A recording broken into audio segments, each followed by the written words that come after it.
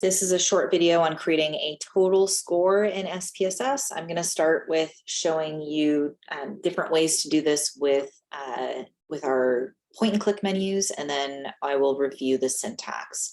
So notice that I have a missing value here. This is the same data set that I use in some of the other videos, just a short data set with 2 demographic variables, gender and age, and then 3 questions on self-esteem. So we want to create a self-esteem total. You can see that the way it's set up, it's 1 disagree to 5 agree. We're going to say that a high score equals high self-esteem.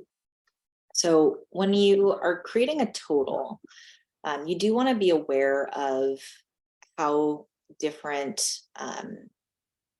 variables are going to react based on, or different calculations are going to react based on missing values.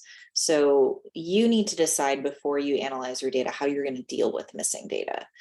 You might decide that you're going to substitute the average score. So you take, for example, this person's score here, you find the average, and then you put the average here. So that way you can maintain their score. I personally am not a fan of that. I don't like imputing data. I like just using what's there. So you might decide that you need to exclude this person. So in this example, I do not want to have a score for this person who has missing data because I don't have enough data to create a self-esteem score for them. So I only want to create sum totals here. So if I go to transform, I can compute variable. And notice that you get your variable labels here. I'm going to right click to put it on variable names. What I'd like to do is I'm going to create a self-esteem total. So I'm just going to say SE underscore total. And you can do a couple different things. So first, let's do sum. So if I want to do a sum, you can see that there's all sorts of different options here. But I'm going to do a sum, and I want to do SE1. I can double click. I'm going to do a comma. I could then also use my little arrow if I want to. I usually double click. You can also just type it in up here. So what I'm doing is I'm saying that I want my sum, my self-esteem total, to equal the sum of SE1, SE2, and SE3. So if I say OK,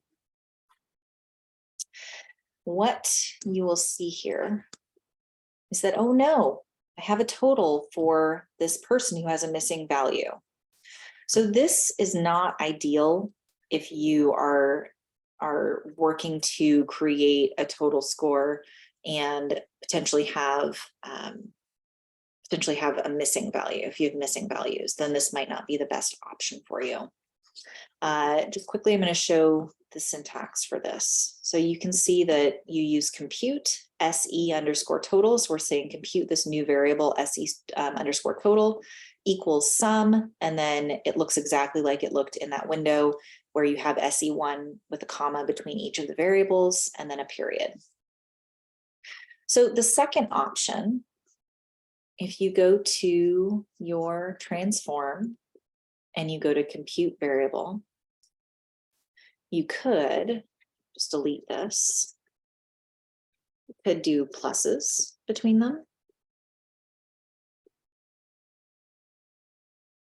And I've just taken out the sum and I've just put plus between them and I say, okay.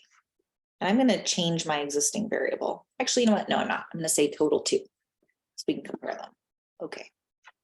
So you'll notice here that it's now compute SE total 2 equals SE1 plus SE2 plus SE3. Right? Pretty straightforward for syntax.